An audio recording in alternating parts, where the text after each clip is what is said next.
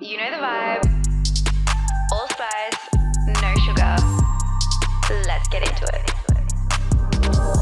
Alrighty, welcome back to another episode on the Don't Sugarcoat It podcast. This time I am accompanied by a very special and spicy human. So she really fits the mold of the podcast vibe. I think you guys are going to love her. So this beautiful human, I just feel like there's so much spiciness that's going to come from this episode. I really don't know where we're going to go because we're both kind of navigating through similar experiences right now. So, you know, we're just going to do that, maybe a little bit of trauma bonding, conversation stuff, we're going to go there. But before we get into all the juice and the squeeze, I would love to introduce. She is the founder of Cult XMAG, a sexual wellness brand revolutionizing how we connect with, experience, and teach better sex. With a background in erotic industries and a devotion to conscious sexuality, this beautiful soul blends feminine power, psychology, and sexual intelligence into our world again. And wow, is this so on point with what I'm even navigating through in my own personal experience right now, and I think is such a hot topic just for the women of the world. So I'm so excited to introduce this beautiful soul, Morgan, to the Don't Sugarcoat It podcast, babe.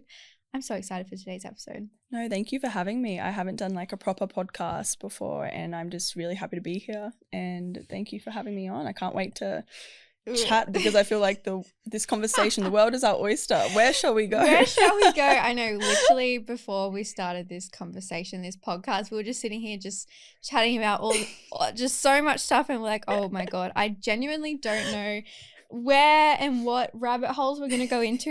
And I also trust that if you're listening to this episode, it's because you're going to fucking need to hear what we're about to say. Oh, yes. Oh, yes. Oh, my God. Okay, so Morgs, you've created Cult XMAG. Yeah. And I follow you. I followed you for a while on TikTok. I'm like, this girl, she's got something to say. And also like how you speak and your poetic language is so encapsulating, and I just really want to honor you in how you express yourself online, because it's a rare beauty to come across someone who freely expresses in the way that you do. And I just want to, I guess, share like how Cult XMAG came around and what has been your journey for that. Well, I've always had this love and obsession for the sexual realms. When I was younger, I, needed to make money, and I started off on OnlyFans, and that's how I made my money. And I never went too deep into it. And instead, I wanted to be an educator within the realm. So I wanted to find out where I could do that and what the world needs. And when you're, even though I wasn't as deep as other women in that industry, I had a lot of friends in that world. So I was able to see from what they would tell me, I could see where the gaps were. I would see it from my own understanding and new lens of the sexual world and things like that. I got to see what was wrong with this world and why sex is this throwaway thing, why it's not important, why people aren't treating it with sacredness and all of that stuff. And I was born in a Catholic household, and funnily enough, this going through the sexual world actually brought me closer to God. Which is funny because my first question is like, what's your because you talk a lot about like obviously like the sacred energy of sex. Yeah. And I'm like, I wonder what her like spirituality or whatever belief she follows. Well, one of the first books I ever got within conscious sexuality and sexuality as a whole was, I can't remember the title of it now, but it's essentially going through the ancient Chinese and talking about how sexual energy is life force energy. They call it qi, and that is the life force energy, and that just encapsulated me. That was just like an obsession. I was like, what does this mean? This is why I'm so drawn to, sexuality, and I know it makes me feel so alive, and I've been told it's this dirty thing that we need to be shamed for, but why does it make me feel so alive? And then you start finding out, oh, that's why it makes us feel alive, because it is the form of life. How are we made? Through sex, through intimacy. We have to have two, beings to make one. And that's such a powerful thing, that just something so little, that in the act of sex can birth life. Wow. And we don't think of it like that anymore. Yeah, it is. And it's like, even with your background in being in OnlyFans, I'm wondering if you how did it like went through this feeling of feeling dirty or feeling Yeah. like disconnected from your body, or maybe even having like shame around you putting yourself in that position? It was interesting because when I started, you know, there's so many influences and stuff now that most people follow that would have never have known, you know, 5 years ago we're all doing OnlyFans together, because most people, you know, got out of it, did something different with their business and stuff. But when we were 20, 21, like it was so big and everyone was doing it that it was just so normal. So you never really felt that shame. None of us were doing like porn or anything like that. We were just naked and having fun and would hang out and like take hot selfies together. So like I never got to feel that shame because I never wanted to be a porn star. You know what I mean? So I even when I was younger, I knew that I never wanted to go that deep into it. So for whatever reason, that helped me never have shame over myself, because in my mind it was like, I just make money off taking naked photos. You know what I mean? Yeah, right. But yeah. Wow, cool. I think that's really cool because there is naturally a societal stigma around Yeah. like the OnlyFans or even the Yeah. porn realm around like, oh, that's dirty, like Yeah, of course. don't touch Yeah. that, like And she's been here. Yeah, and it's funny because I can understand, like I think my gift is that I can understand anyone because I look at everything with like 10 different lenses to get a full comprehension of what somebody is thinking or could be thinking. So like I get why people could think that way about the women that do it, but at the same time, like I can see the opposite and just, you know, it is what it is. It's not as bad as you think it is, but I can understand why somebody would judge it. But yeah, you know, it's I feel like it's one of those things where it's like you have a completely different perception of it when you've been in it. yeah. And usually all of that stigma comes around people who haven't been in it, or either feel like they would want to but would never be able to like come to terms with it themselves. And I think it's just like all of these projections of it's like, of course. oh, this stigma around it being a negative thing has just come from a cohort of people that have no level of self-confidence or are ashamed within themselves as it is. So they're just like projecting their shit on Yeah, you know, one thing I did learn recently is I've always, like, you know how we always say and we always hear that, you know, a woman's naked body loses value, like, or a woman's body loses value the more she, you know, gives it away and stuff like that. And we always hear that.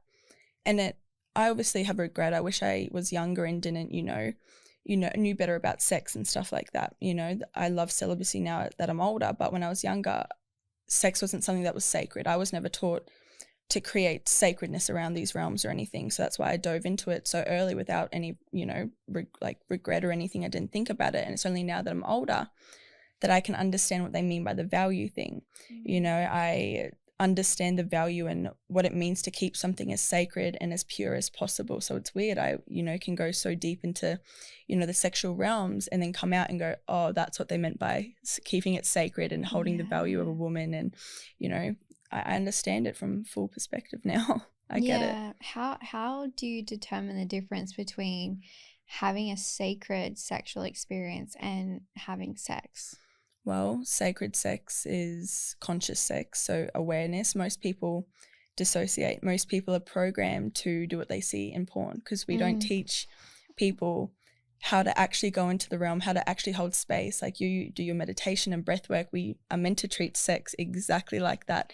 The drop in, the, you know, the foreplay, the communication beforehand, you know, but instead in porn, it's, you know, 10 minutes to come. Yeah. You know what I mean? So we're either programmed, or we can undo the programming and actually be conscious about the act and treat that other person as sacred and go into the act as two sacred people, knowing what routine, like not routine, what act they're about to do, you know, like going into a meditation, because sex at its highest potential is the most spiritual thing we can do here on earth. Yeah. You know, so that's the difference. Are you doing the programming that you've been wired to do and you can just dissociate and finish, or are you going in with reverence and understanding of what you're about to do? Yeah. Wow, that's so cool. And I'm curious to know, like, the partners that you have attracted or attract now, are they people that have an understanding of entering in a sacred sexual relationship, or is this something that you feel like you educate with your partners? See, this is a funny one. So one of the books that I'm finishing off is The Whore of Love, and it talks about narcissism in men and how women can discover, you know, if their partner has dark traits. I believe narcissism is just a, you know, a dark entity that has taken over a person. I don't think everyone's a narcissist. I just think all narcissism is when a dark energy, the lowest forms, takes over a human being and they become, narcissist. And this book is about how can women identify narcissism through the sex. So with sex, we have a mirror.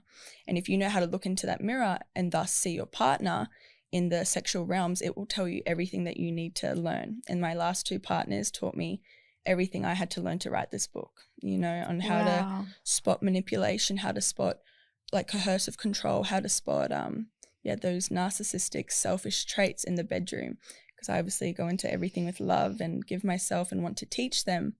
But when there's a barrier and you're not allowed to teach past a certain point, because I don't want to be told what to do. And to them, a woman trying to teach them something is a woman telling them what to do. And I learned that, and I can't wait to finish this book off. Yes. Yes, especially I guess with what you shared with me recently about your experience in your past relationship. And it's like, wow, isn't it just so the irony of how everything that we teach others is something that we once experienced. Yeah, that's the thing. Because I obviously love psychology, and everything I teach within sexuality is really just tying spirituality with psychology to help people understand sex better, right? And I always say to myself, in another life I probably would have, studied psychology, but they're sitting, 4 years, learning, whereas I'm living the lived experience. I might not have the certificate, but I'm very good at understanding the human brain and the mechanics upstairs. Oh, I love this chat because this is something that I'm really passionate about too, is like our society is just so constrained in having to have a specific certificate in order to teach something. And it's like, it's a common like business concept of, you go to business school and learn from a professor who teaches business, but do they have a business? Yeah, exactly. No. Exactly. So why would you learn from someone that doesn't actually have lived experience? Exactly. So this is like so powerful. I think the lived experience is so much more important than fucking any certificate or course could ever teach you, because it's actually the embodiment of what you are helping others understand and conceptualize and know within the body. Yeah. And I would rather trust someone that has lived it, you know what I mean? Because otherwise they're just reading off paper. Yeah. You want to live it. You want somebody who can connect with you on that level, not just a teacher that, is just going off a book. Yeah, literally. So good. So with the sacred aspect of sexuality, do you work with people to teach them about this? I was doing that for a little bit. So I use an app called the Sunroom app, which is an Australian found app and run by women for women. So you can only have female creators on it. And it's a really beautiful app. And through there, I can post all my content, and it's like almost like my digital XMAG. But then there's also a space where they can talk to me and work with me one-on-one. But one thing I learned about myself is that I'm not somebody that is great one-on-one. I'm meant to be a writer and an author and do the behind the scenes stuff, and I'm comfortable being on camera and stuff like that, but working one-on-one with people is not my thing, whereas that's your thing. Yeah. One of my best friends, Brie, she, has done all this training and everything, and she trains all these people and she's great at it, and she always goes, do it like this, you can make money doing it this way, you have so much to give, working one-on-one, the price can be high, it's your high ticket, blah, blah, blah, but I've tried it and I'm not a one-on-one person. I'm meant to be a writer, Yeah, and that's so perfect too. And it's like, just because it doesn't mean that you're supposed to help people on a one-to-one capacity. You can still teach people in a large, like you can still teach people and still hold massive impact without actually being a coach or a mentor. So it's cool that you actually have that perspective as well, and also just like not get sucked into the well, that's the thing in this world, there's so many coaches and everything and all these one-on-one people. So I obviously wanted to try it out because I know I have a lot of knowledge, a unique knowledge. I don't ever just read one book or do one course and think this is what I am. I'm constantly learning from so many different avenues. So like I know I have a unique perspective, but I can't do what everyone else is doing, and that's okay. That's not my world. That's yours. That's mine. Come with like me. Even you being able to like do a podcast and ask questions and things like that. Like that's not like my brain works at like such a rapid speed up here, but it's very, very slow to translate through here. That's why like when I write, it's the only time where I can actually articulate myself properly because I can slow down completely. Whereas when I'm talking, I don't have as much control, so I can't use the big brilliant words I would when I'm writing and stuff like that. And sometimes I seem more ditzy than I am on paper, and whereas you're That's just so great at true. it. Oh, well, thank you, babe. I would love to know, like, what is like one key concept that you really wish more women would understand when it comes to sexuality and even like in the bedroom? There's an endless array. It depends like by themselves or with a partner in a relationship, or you know, there's so many different things.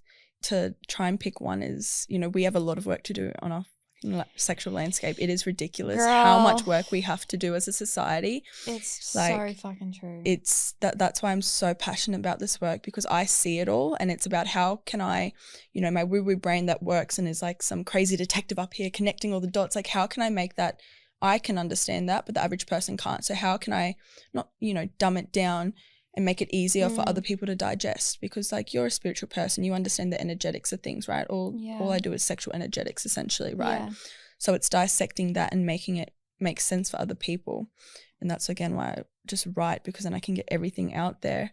But to choose one thing, it's like, it's so hard. Probably the sacredness, to understand just the importance of the act itself and what the repercussions are and what it actually means, and how, you know, at the end of the day, yeah, it's about pleasure, and pleasure is such a beautiful thing, but it brings life, you know, and don't go into the act of intimacy and sex if you aren't prepared for how powerful it is, which is creating life. You know, I care about sex and intimacy so much because it is the reason children are getting hurt, because people just have sex, they fall for the story, they have a child, you know, they break up, and then the more broken homes we have, you know, because the parents made a child not out of love, because they didn't go into the sex realms treating it as sacred, and now the kid's going to grow up in a broken family. The only thing we have on earth to help heal the world is by creating a strong family nucleus, and you've already destroyed it by not caring about the life you've created through the most sacred realm, which is sex. Yeah. So, you know, that's my little save the world rant. Yeah. I love it.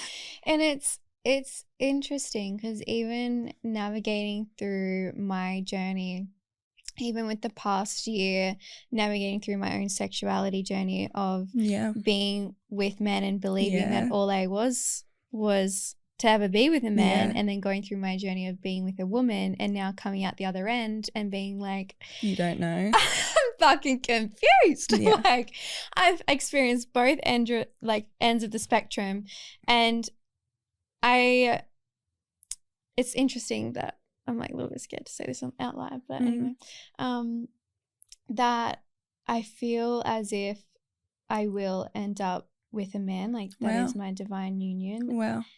And also I still am sexually attracted to women as well. Yeah. And there's a part of me that was like, well, fuck, like if I am meant to be in a fully monogamous relationship, because that, like, I love monogamy. And I mean, it's hard to say because I haven't ever experienced poly.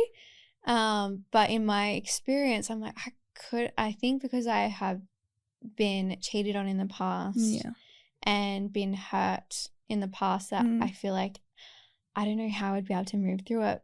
And also I do experience the dualities of being sexually attracted to both men and women. Yeah. Also, there's a part of me that knows that my divine union is a man. Yeah. And also there's parts of me that still wants to experience. I don't think I would ever be in a long-term relationship with a woman again, but I would still be intimate with a woman. Yeah. Well, you obviously had that thought where you wanted to see what it was like, and you've had it, and now you gotta, you know, make that choice on what do you want. You know, whenever we have I feel like whenever we have even like an inkling of something, we get it just to see if that was what we wanted or not. I think that's just what God throws at us. Yeah. And I think like whilst part of that is true, is like to experience that, I also feel that there was so much deep healing work that I was gifted in my previous relationship. That's what with relationships are. They're portals, you yeah, know? like so much deep healing, like on the feminine, like with the feminine and with the masculine. Even though it was with another female, there was so much healing in both aspects of the divine feminine, the divine masculine, and even my understanding and the unraveling of even my own relationship with my relationship with sexuality, and also my relationship with intimacy as well, and being able to, you know, for the first time, like with my previous relationship, it was the first time I ever actually experienced sexual energetics. Wow. Okay. Elaborate. Tell me more. You're like, all right, let's go into this. I need some more studying. Yeah. Well, God, it wasn't even until like the last 6 months that I started to actually begin to experience what playing in the realm of sexual energetics felt like. Because all I've known for so long is just like penetration, I guess. And I felt so disconnected to my body, and there have been in relationships before where I have just had sex just to please my partner so they would shut up, basically. Which is what a lot of women do. Yeah.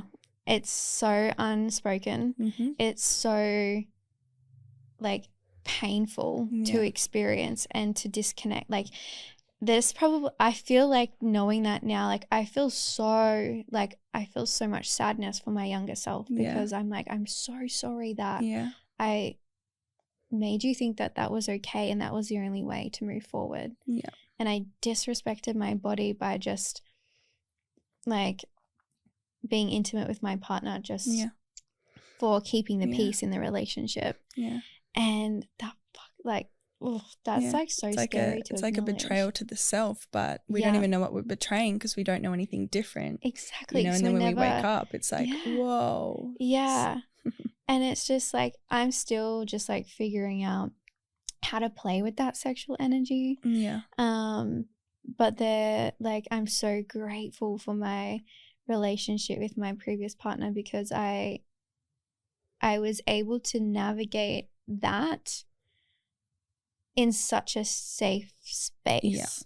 And I think that it can't be something that can be experienced in a hostile environment. It isn't. And that's why a lot of women, like even if I was to, you know, give somebody all the whole curriculum of sex magic and sexual energetics and stuff like that, they could come back to me and say, no, you're a fraud, none of it works.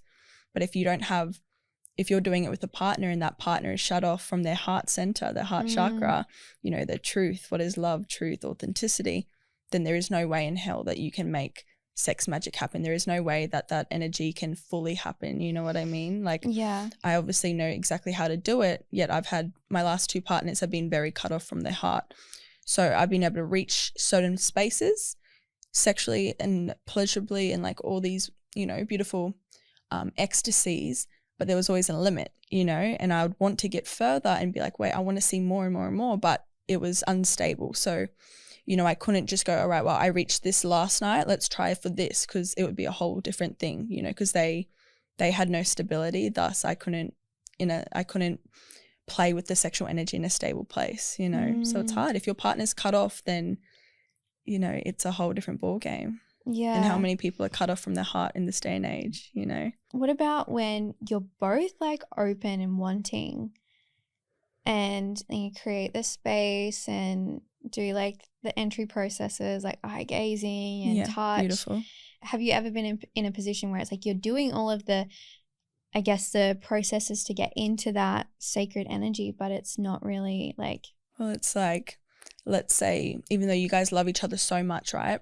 So you guys, 2 people, you love each other, but you're not meant for each other. They're opposite magnets, you know. There's no way, nothing you can do is going to make the magnet click. It's going to always repel, you know, and that's just one of those things where you can go into intimacy and want to get to a level, but if you're not meant to go to that level with this person, it's not going to go further. You know what I mean? It's just one of those things. What about like, because it's like there's times where I could go into it and there's times that we could go into it, But then there was times where it's like, I just feel like this is being forced, and I don't really understand. Like, there's obviously things that need to happen before to then create the polarity in the relationship, to then for both energies to feel safe to drop in.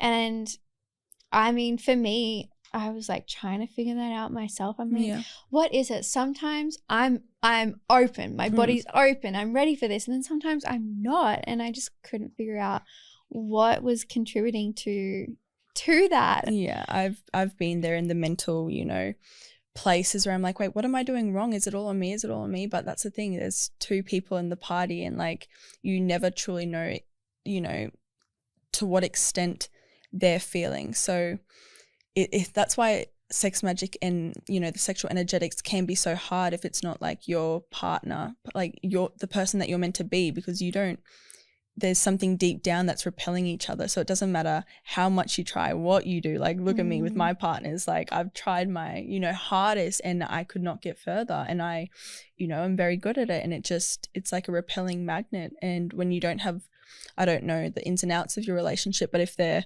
was instability there, and, you know, 1 week it's good, 1 week it's bad, or like this and that, and you couldn't, you know, this person wasn't a safe person emotionally for you in whatever way, your body's going to pick up on that before you mentally pick up on that, you know. So, you know, if it's not safe, it's not going to open up and allow you to get further, you know. Yeah, very interesting. Very interesting. So do you feel that the emotional safety is probably the key piece intimacy. to unlock intimacy? That's emotional. Having that emotional connection, having that emotional safety is intimacy. Like, if I say, what is intimacy to you? God. I feel for me it's like it can be connection with self and with self-pleasure, or connection with another person in romantic pleasure. Like, it's ready. If you break the word down, intimacy. Into me I see. You know what I mean? It's so simple, and it's so there. And how do you truly see and be seen? How do you give and surrender? How do you give and take? You know, it's two people that have to be in sync, and that's what Tantra teaches us, that we have these energetic bodies, and when you're with your divine partner, it creates a circuit with each other, you know, and the energy can go through us simultaneously, and it is one of the most beautiful things in the entire world, and I've yet to see it. You know, all I want is to be able to create that with my partner, but my time's not here yet. So instead I study the heck out of it, and I've like been able to see it and imagine it. And sometimes when I'm channeling, I can, you know, just feel what it's going to feel like and stuff like that. And intimacy is when you are so connected on so many different levels that all the energetics, they align, and it's just one circuit. You and your partner are one complete circuit. It's so beautiful. Wow. That's so cool. So you mentioned you've seen it. Yeah, but you haven't experienced it. Like, I've read about it, and then I've been able to see it in, like, so one of the things that helps me, like, I've been able to channel my whole life. So like long story short, I've been able to see ghosts since I was a kid. So like all the spiritual world is like nothing to me. It's just natural to me. So like when I channel, sometimes they'll show me they'll show me like images and create feelings for me that I can then like write and stuff like that. So like I've been able to see it and feel it, and I can just, it's so clear to me to see it up here and what it's meant to do and what it's meant to feel like and how it all works and the function of it all. Yeah. So I know it's real. I know it's there. And then pick up any tantric book and they'll teach you about it as well. So it's a common thing to know in that sexual world, but who knows these things anymore? Yeah. You know, the average person doesn't even know what love is, you know? Yeah. Why do you think that, you know, in ancient civilizations and even, you know, periods long before our current time, sex was sacred. Yeah, well, yeah. Why do you think that now it's not? Oh, easy. Easy. We have so many devices, so many distractions. Back then they had the stars, the moon, they, you know, went and hunted once a week. You know, the women just stayed and looked after the children. They had a lot of time to think and figure things out and what feels good, what doesn't. You know, if I can channel and connect to higher energies, you have so many beautiful spiritual experiences, right? We have like a dot compared to how much time that they had to connect and how many things that they got to get told by spirit, by guardians, by, you know, God, by whoever. They got to, like the pyramids, you know, if we want to go down that train, it's how did they have the knowledge to build those things? Because they were able to, you know, spiritually through meditation or channeling or whatever. If you believe the humans made it, that is. Yeah, well, yeah, exactly. That's another story. That's a whole nother kettle of fish. Yeah, exactly. But they were able to figure things out so seamlessly compared to us now, because we have so many distractions. And that's why we have so many distractions, because then we get further from the truth. The truth is love. Love is the highest frequency alongside love, truth, authenticity.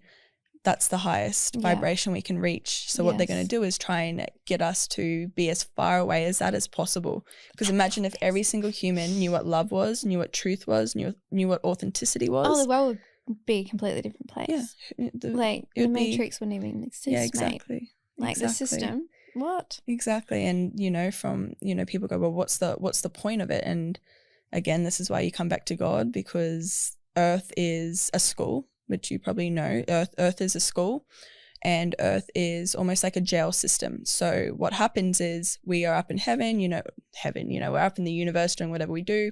You know, we never really die. Energy can't, die or be recreated. It just goes to a new form. So we spend a lot of time up in the universe doing our other missions, doing what we need to do. And Earth is a sought after place because it is one of the most powerful places we can go. And we line up there and wait forever. We get our contract, we come down to Earth. But, through the Bible, we know that the devil was obviously cast to Earth, right? The devil is the only place he lives is here on Earth. And the school system here is you have to do your what you're told to do from your spiritual contracts. And if you don't do that, then you have to stay reincarnating. Nobody wants to reincarnate. To reincarnate and not do your spiritual contract means you're stuck here on Earth. And that's why they want to keep us in the lowest vibrations, so we never go back to God. Yes, never return to source energy. Yeah, exactly. I've never had it explained that way, and that was so cool. Yeah, thank you. Thank you. I really love the Monroe Institution. They studied the afterlife and what happens after death. They've been studying it since the 50s. The CIA came out with all the documents from them, all on astral projection and meditation and everything. You can Google viewing and everything. All of this. This is all real life stuff. Yeah, but I just love studying the Monroe Institution, and I've learned a lot from them, and then cross-analyzed it with everything I've found on my journey, and that's my truth.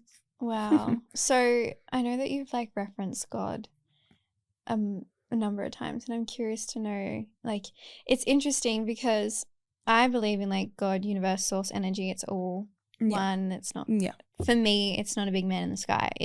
We're all energetic beings. Yeah. And I love that your concept and even how you expressed, we are in the higher realms, in heaven, in universe, and we choose to come down into this earth to learn and experience. And the whole experience of being a human is to experience emotions. And then even deeper than that, the emotions, my brain is just fucking drawing lines right now. I'm the emotional part, if we come back to the conversation around the sexuality and the intimacy and the creation, the sexual intimacy is life force energy, and to drop into that sacredness comes from feeling the emotions.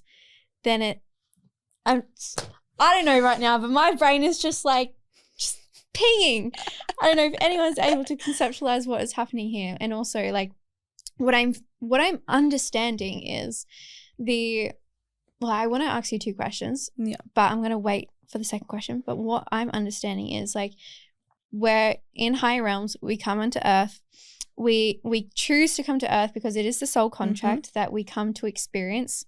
My belief is we come with a personal mission. Yeah. Every single soul that comes to Earth has a personal mission. Some selected souls have a collective mission. So they're the souls who have great impact. Yeah. So they're a double agent kind of vibe. And usually that mission has something to do with emotion, because that is the only thing that differentiates the human to the soul is the actual emotions that we experience as humankind. Yeah. And when it comes down to then coming back to life force energy and higher consciousness and higher realms, which is the sexuality and the intimacy, in order to get to that place, we actually have to learn to connect to our emotions, to be seen intimately by another human. Yeah, well, men and women are very different beings. Women rely on their emotions to navigate this world, whereas men rely on logic, right? So women have to learn how to work with their emotions. Men have to learn how to overcome their emotions. So we have two whole different paths here on earth, right? Masculinity and feminine. So when I say masculinity and femininity, it's not man and woman. It doesn't matter who you are. Someone will always have more masculine energy and someone will always have more feminine energy. So, but there is only the two law. It's the 12 laws of the universe. The 12th law is law of gender. And we have to learn how to figure that out and work with that. And that's one of the things we can then almost like hijack the system of vibration and of emotional vibration through intimacy by unlocking love and pleasure, because pleasure's up there with the highest vibration. So what we can do is, and this is how, you can do meditation and sex magic as well, because you hijack the system. If you guys can create so much love and truth, you can work through all your emotions to get to that highest space, which is love, truth, authenticity, and pleasure, and then you can do whatever you want when you're using high magic, Yeah. And everything that you are here to create on this earth in this time is a result of, like, the universe responds to energy and frequency. Yeah. Like, this is why I'm so passionate about, especially when it comes to business, around creating from the energetic state of your future. So you mentioned before, like with your writing, it's like you channel, so you have the felt experience, and you know that your divine union that you get to have that full cycle, like intimacy with, is available to you because you can see it. You see it, you felt it, you've experienced it. That's all channeling is, like just seeing, feeling and experiencing what is available to us. And that same energy that you use to then create within yourself and to be intimate with is like the same energy that I create within myself to then build my business. Yeah. So it's all like, it's all interconnected. It is. And which is like, I wrote down a question. So I'm just going to ask you this, because I feel like this is really important for women in business. Do you think women in business are sexually suppressed? And how does that suppression show up in their business? Yes and no. Everything's yes and no to me. I can see everything from lots of different lenses. I know some people who, for business have to work in more of a masculine sense of the self, like sense of it. And that means suppressing their femininity, their softness, their surrender, to work like a man. Women and men have completely different cycles. A man works on a 24-hour cycle. Women work on a 28-day cycle, given that they're not on the pill, and work in the natural order.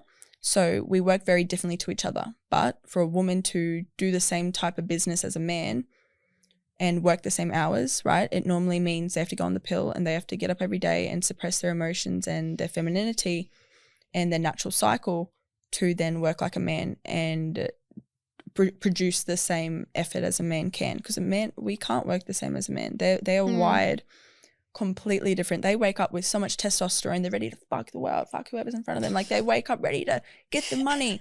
They go to bed, they calm down, they wake up the next day ready for it all. Whereas we every week we're a different person. Facts. We are, and that's the thing. So to an extent, yes, some women have to, become more masculine, and that means they can, lose their feminine side and almost start fucking like men, you know what I mean? And lose the connection and lose what they're built for, which is, a whole different world than what a man's world is. But we don't live in a world that understands the masculine and the feminine dynamics anymore. So it's all just a mess. Like, it's a messy world. Yeah. But yeah, I can see it. But at the same time, you teach women how to work more in their feminine energy within their business. So I can understand how you would be different than the average person who's working like a 9-to-5 office job. You know what I mean? Yeah. it's so interesting because I've felt the dualities of both. Like I've been in the shift working lifestyle and been in the masculine of just operating on someone else's schedule. And I've also, like, in my business now, is like I choose to how I plan out my day. Like it's so in flow. And also there's still so there's still so many ties to the masculine for me. And I can be so, like, me going into the masculine feels safer. It does, exactly. In this world, it's so much safer to be a man than a woman. Like, it is so unbelievably more safe. And that's why we tend to go into it. You know what I mean? So I get what you're saying. Yeah. What do you think the repercussions are for not doing this work and not connecting into the femininity, being able to drop into your body? So the masculine and the feminine, they're like yin and yang. So every single human has a feminine and masculine energy. So we have to learn how to work in the masculine, right? But the way that I like to explain it, so imagine like the yin and yang, right? So you've got the, you know, take it apart, and you've got the feminine with a small dot of masculine, right? The same as for the masculine. He's got masculine, but he's got a small dot of feminine. And if the man is so scared of, you know, women and has had a hard, you know, childhood and the mum was mean or like this and that, he's going to resent that femininity and he's not going to know how to be soft. He's not going to ever know how to tap into that femininity. And when that comes into play, it's like when you have a girlfriend and she's upset, or when you have children, you have daughters and sons, you need to be soft and tap into that femininity. For women, we have to be feminine, but we also, you know, need to learn how to, you know, be disciplined and, you know, go into the gym all the time and like train, and like we need to be able to also tap into that masculinity, but our natural instinct isn't that. So when we ever neglect that aspect, that's also wrong. We have to learn how to work in the polarity of it, you know. So what I'm understanding is it's the integration of both. And as men and women, it's our ethical obligation to integrate both, to even experience the higher realms of sexual intimacy. Well, it's all like, again, like the way I always see images and stuff, and that's why things make sense. Like, so we have the separate parts of the yin and yang, put them together, and then what's that remind you of? Exactly when I was explaining how we create a circuit, you know, between man and woman, that's the circuit together, you know what I mean? That's a union. That's how you create the union. You know? Everything's connected. Everything is connected. I love it. Have you ever used like sex magic for bad? Yeah. Yeah, tell me. No, I have, and I didn't mean to. I'd always known, you know, sexuality to be a really powerful, beautiful tool, and like I obviously love witchcraft and like nothing crazy, never like black magic or anything. I trust God and karma too much to ever put anything onto another person. But so a part of pleasure rituals and stuff, you can obviously manifest. So I love my words, and I love poetry and reading, and like I get off to words. Like I can lay in bed on Pinterest and read like so many words, and that's what will get me to a high state of pleasure, right? Because it does something in my brain. And I thought, all right, I'm in a really bad predicament where I was living in like a really horrible house, and like there was like these roommates were just really horrible to me, and they did some very, very bad things to me. And I would just sit in bed, and I started learning a lot about, you know, dark energy and stuff like that. And I thought, I wonder if, you know, I start like powering myself up and start thinking like they thought, and start reading like dark poetry and like more evil stuff, and like, you know, I wonder what would happen if I imagine like as I'm about to reach climax, if I imagine them like burning and being stuck under the crust of the earth, and like, you know, like just like the craziest stuff, just to see. Like obviously I would never ever do something to harm somebody, you know, but I thought, you know, energetically I wonder what would happen. I'd never done anything like that before.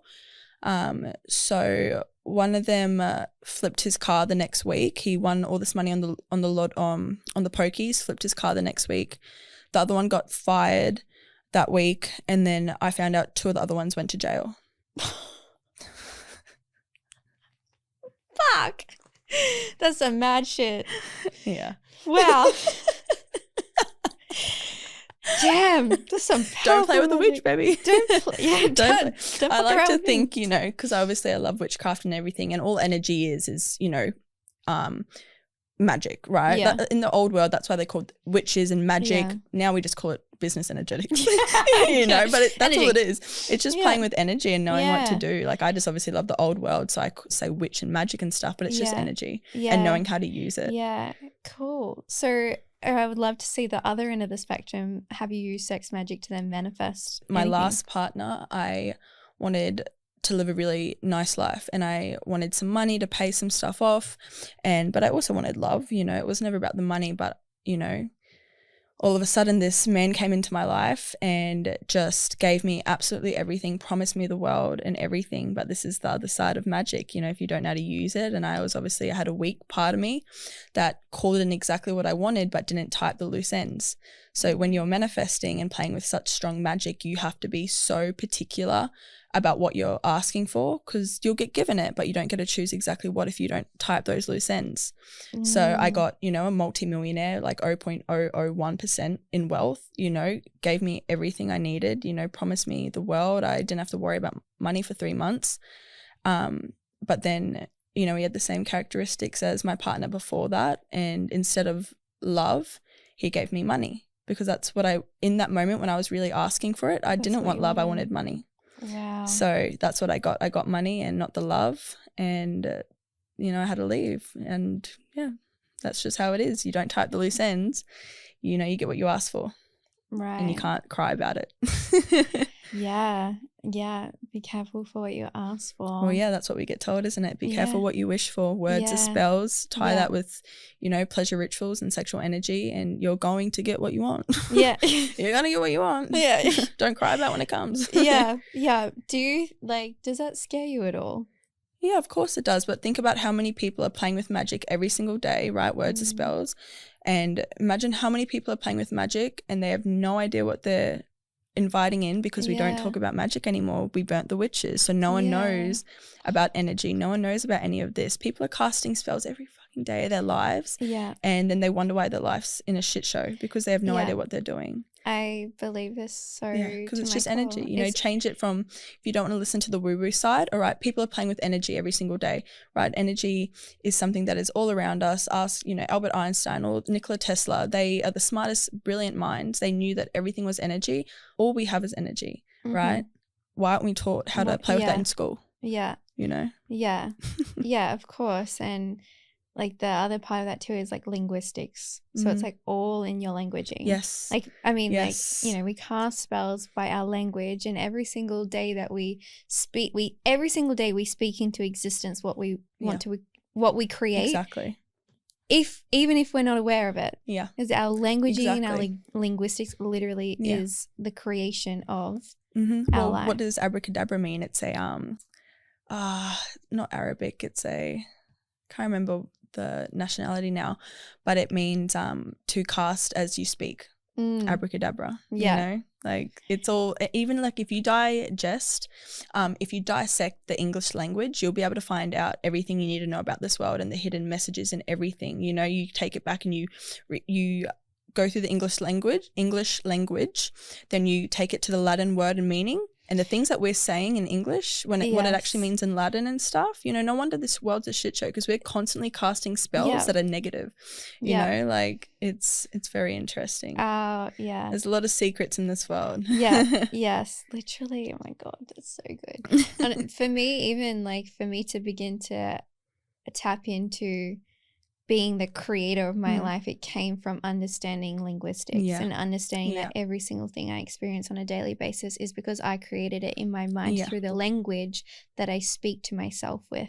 Yeah. And as soon as you can like understand that concept and actually experience it, that's when things begin to shift. And it's cool. Like, I feel like for me, that was like, for me personally, that was my journey of like starting to tap into the woo-woo and the energetics, was like realizing it was linguistics. And now I've been able to infuse it into so many things. And now even just like with sexuality as well, it's like cool, like beginning to play with like sex magic and stuff like that. I'm like, this is fun. And also I will be more mindful of what I call That's him. the thing. Everything, like you would know, is everything is intention and intention Yes. setting, and that's all language is like if you Yes. can't control your tongue and Yeah. the internal monologue, anything can control you. You know what I mean? Anything. Yeah. You know, and it's so interesting. I remember after I left my ex before my last, he was a very, you know, angry, interesting man. He came from Western Sydney and like, you know, came from this like gang lifestyle. I don't know what his problem was, but anyway.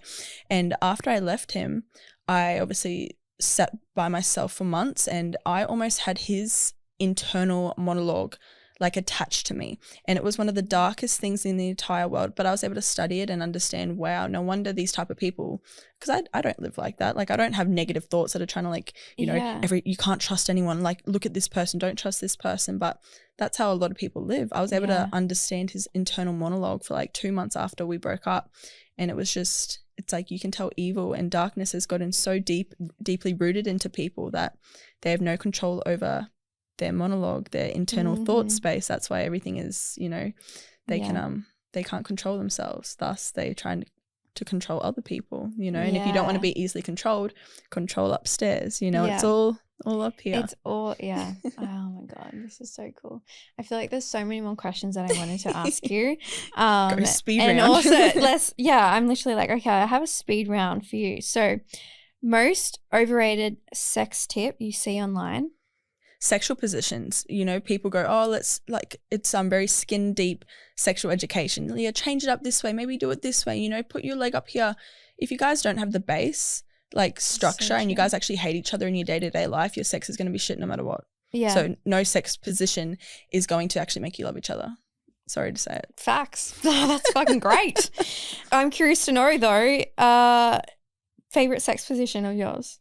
Whilst we're on that topic. I'm a lover, missionary. I'm a lover. I need to be looking into your eyes. Do you feel that eye contact is such a pivotal part of the... Oh, it is. And the eyes are the gateway to the soul, you know, like so what is it? The left eye is the gateway to the soul. So when you look into someone's eye, you can see everything. And, you know, it's interesting. The eyes will tell you a lot. Sometimes they shapeshift and you need to... Just about to. Have you... Yeah. Love that shape-shifting shit. Oh, so good. One thing women should never apologize for in bed. Fucking everything. There's too many things we apologize for so much, you know. Even if we don't say it out loud, our body says sorry, you know, and just submits when it shouldn't submit. You know, submission and surrender are two different things, and you shouldn't be forced to submit. You should want to surrender in the bedroom and not apologize for wanting to surrender equally to your partner. My final question to you. What is the wildest thing you've done in the name of pleasure? Wildest story thing from before. That's pretty fucking wild. Wildest thing I've done in the name of pleasure. That's a good question. I don't know, probably just the pleasure rituals and the places I go to and the healing through pleasure rituals. Like I struggled to reach orgasm with men and I thought there was something wrong with me. In reality, it was just because I hadn't, like I don't meet many safe men, you know, that's obviously, you know, trauma from my childhood coming up, and I'm obviously needing to heal that. But when I was trying to fix that pattern where I couldn't reach orgasm with men, I would, you know, practice rituals in my room and, just like the breakthroughs I would get to, but it was like crying, screaming, like losing air, like passing out nearly. It was just some crazy stuff, obviously some darkness coming up and being released. And there's a lot of things you can tap into when you're playing with such high energy, because that's what it is. It's a currency and it's the highest currency we have. Yeah. Sexual energy. Have you ever had sex with an energetic frequency? Or have you ever had sex with an energetic being? Not of this realm? No, I haven't. I've met people not of this realm, but I haven't had sex with anyone not of this realm. But I don't think, for whatever reason, I don't allow or meet a lot of men that are on that realm. I'm not attracted to spiritual men, unfortunately. So like, I don't know. I'm great at loving, but I don't know who to choose to love, and that's my own thing. So I still have a lot to learn. Wow. Thank you so much for sharing all of your amazing magic. Thank you, my love. I literally feel like I could keep chatting. Like, I want to know so many things. This is amazing. More people need to understand this. No, this has given me a lot of I obviously was with somebody recently and only just broke up, so I was giving him all of my life and my, you know, I stopped my work and everything just to focus on him and his life. And this has reminded me of what I do online and what my actual work is, and it's to help people understand the, you know, and have these conversations online. And I can't wait to go home and just smash out all my social media again, because this has given me the push I needed to get my word out there. So thank you for creating that safe space for me to be me and be seen and heard. Yes. I love this shit so much. All right, where can people find you? Instagram, obviously, and TikTok. xmag.com.au. I have Cult XMAG, or my Instagram's X Morgan with a few different N's at the end, like 6 N's or something. I don't know. X Morgan, you'll find her. Yeah. Amazing. All right, beautiful souls. I'll be seeing you on the next episode of the Don't Sugarcoat It podcast. Bye.